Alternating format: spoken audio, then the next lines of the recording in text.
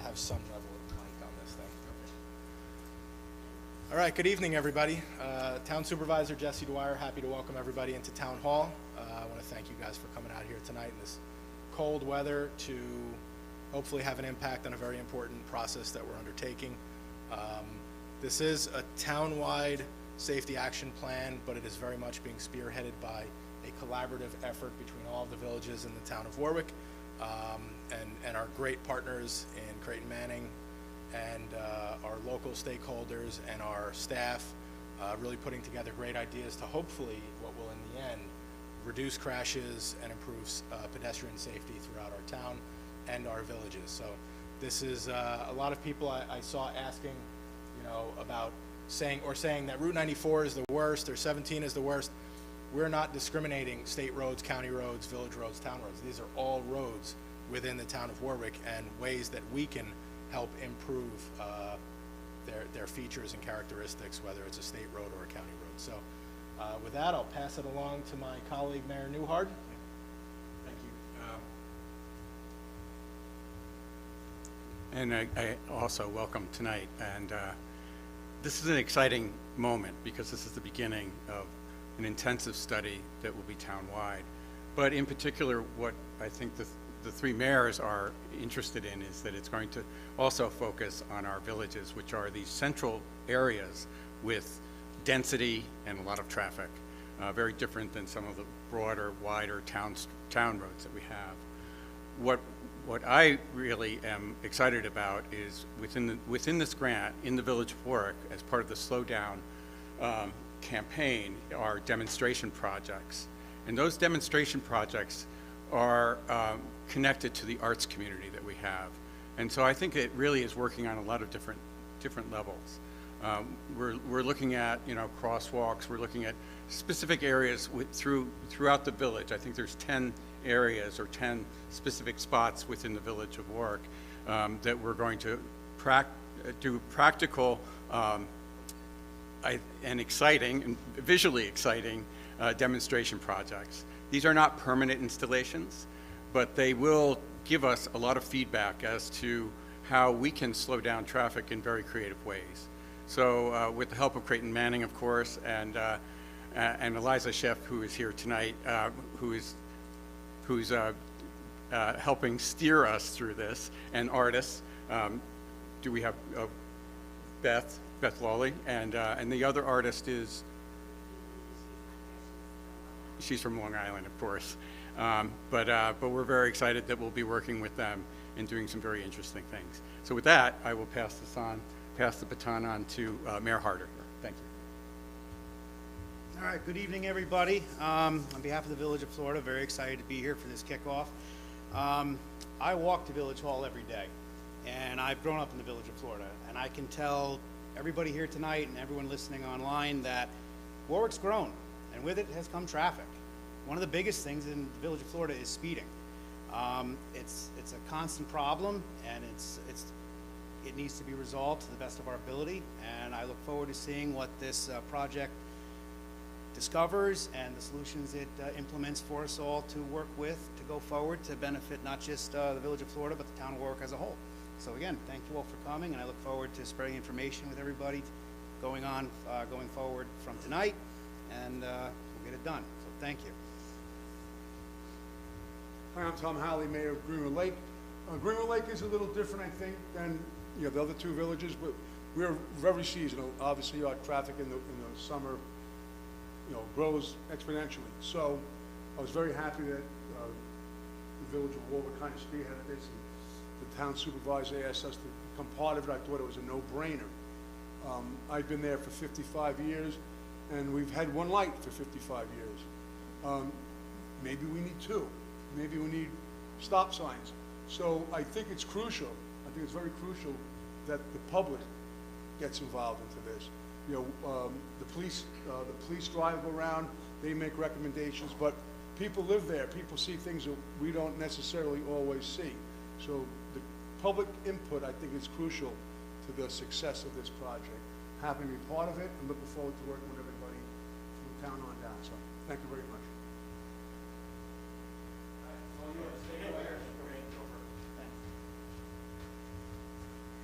So thank you, Mayor, and Supervisor. And thank you, Carly and Eliza and all the other folks from the Village of Warwick who had kind of gotten the ball rolling. So I will try and be brief. For those listening at home, the goal here is to have a fairly brief presentation overview. This is the kickoff. We want people to be aware of these two projects related, the Transportation Safety Action Plan, and then separately the Slow Down Warwick demonstration projects. Let's see, try one more time. Not moving forward after all this time.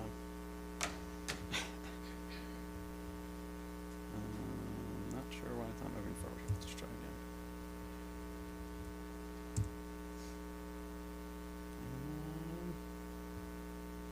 This is doesn't make for good TV, right?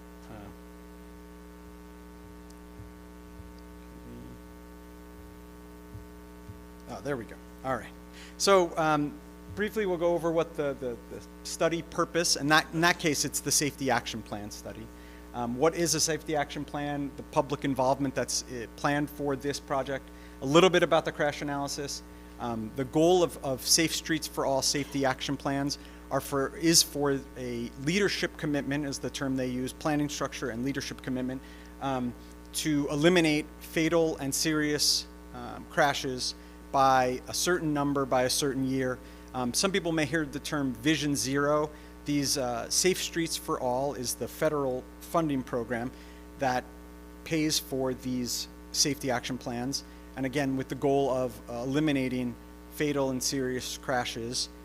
Some communities elect to make a commitment to become a Vision Zero community by X or Y year. Others say, that we'll reduce crashes by X percent by Y year. It seems to be that the leadership of these three villages in the town are interested in probably a Vision Zero approach, but we'll discuss that and learn that a little bit more over the next few months. And then we'll talk a little bit more about the kind of next steps in the process. So again, the overall study, like many studies, planning studies, start with a purpose. So the purpose of this comprehensive safety action plan is to develop a holistic, well-defined strategy to eliminate roadway fatalities and serious injuries for all modes of transportation. So we heard people talk about pedestrians. We know that there are cyclists in the area as well, and then of course motor vehicles and motorcycles. We heard from one of the earlier meetings with the study or stakeholder advisory committee. So it's really about eliminating all roadway fatalities and serious injuries. And just for a little background, so it's set in the geographic context of the town of Warwick, but each of the three villages will independently at the kind of the end of the plan also have subsections that really dive in slightly deeper onto the intersections and the areas and the strategies that might be most effective within each of the villages. Again, really briefly, Safe Streets for All, or SS4A, is a federally funded project, federally funded program. It has basically two main funding components. One is for safety action plans and demonstration projects, of which this is. And then the second is implementation money. So, the planning arc, as people may or may not be aware, is you ideally want to have a process by which you study the issues in your community, you engage the public, you use data, and it's that quantitative, qualitative mix over a period of time to identify the issues, hear from the community about those issues, develop solutions, hear from the community about those solutions, and then develop a plan that says, these are the issues we've identified. In this case, these are the intersections where there are the most crashes. These are the areas where people want to see more sidewalks and crosswalks. This is where we think, adding a bike lane or adding some other transportation facility might help support safety and multimodalism. These are the goals we've set, and this document kind of encapsulates it. You then take that document and you apply for the implementation money, which is to say the document says we want to do these things, many of which may be actual projects that require funding to build things. And so that's the second pot of money. So again, there's safety action plan / demonstration money, and then separately implementation money, which is a fancy way of saying, money to build the improvements that were identified through the plan. And the plan has to have these components. So we will be working with the villages and the town on all of these. safe system approach is a kind of a philosophy that FHWA, the Federal Highway Administration, is encouraging to really think about holistically about addressing crashes and pedestrian safety, vehicle safety.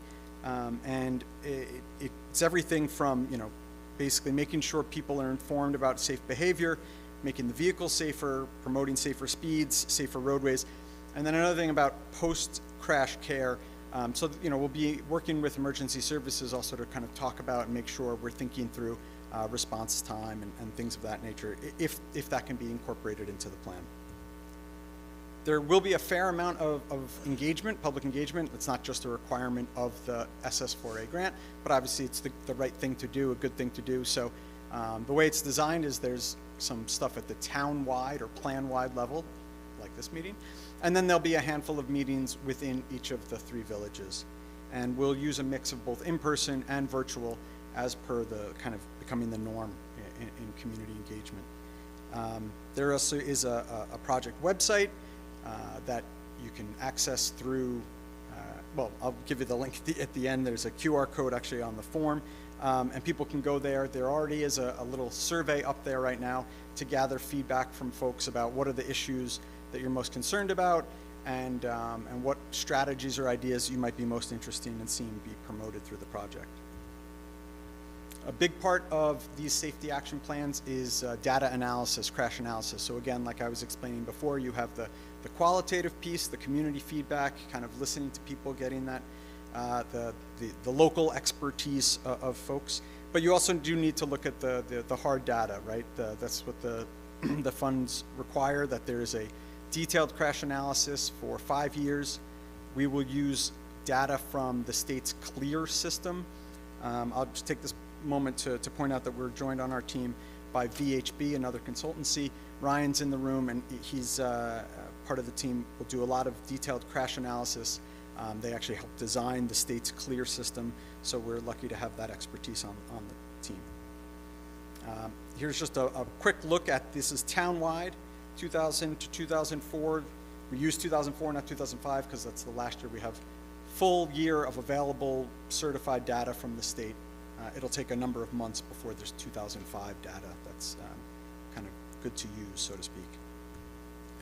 And this is the trend. So the orange line is Orange County, the purple line is Orange County, and the blue line is the entire town. So, a little below average, kind of also what you can kind of see, typical bit of a dip during COVID, then a bit of a spike, then a bit of a normalization.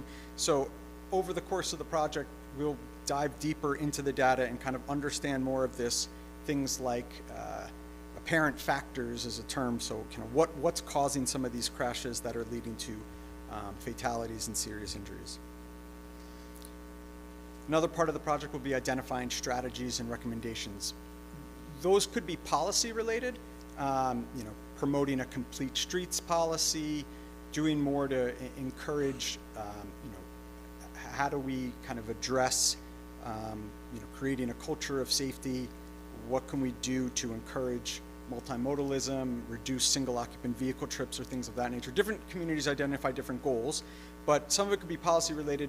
It often, though, will wind up becoming physical infrastructure improvements. What can we do to make it safer here to walk, whether that's sidewalks or crosswalks, traffic signals where appropriate, things of that nature.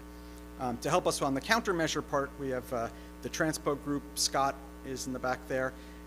So again, we're complemented by 2 other good consultant firms with engineers and planners who can help us and help you come up with appropriate projects for specific countermeasures. And it sounds crazy, but there are ways to actually quantify the benefits of certain improvements, saying that these types of treatments will often lead to a reduction of X, Y, or Z% of fatal and serious injury crashes, and trying to find the right place to implement those that is supported by the community and will be most effective.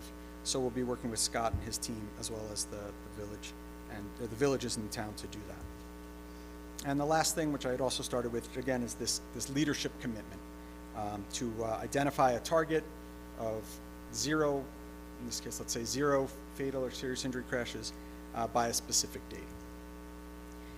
So that's the safety action plan.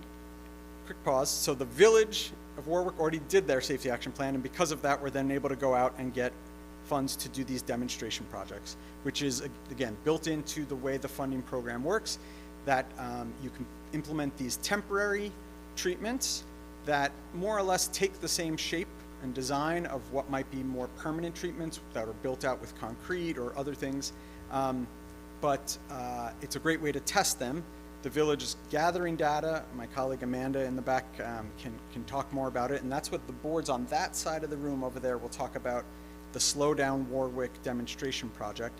And the beauty of this is that this relationship between the Village of Warwick, that's in some ways out a little front, are going to be testing out these treatments, but these are great things that folks from the town or folks from one of the other villages can come by and see in real life and say, oh, I like that treatment. I think that would work here well in my village, or I don't think that would work so well in our village, but I like that idea or I don't like that idea. So there's a nice kind of relationship between the demonstration projects, Slow Down Warwick and the Village of Warwick, and the larger safety action plan. And they're implementing these, again, as the mayor said, a great relationship to the artist community and the artists in the Village of Warwick.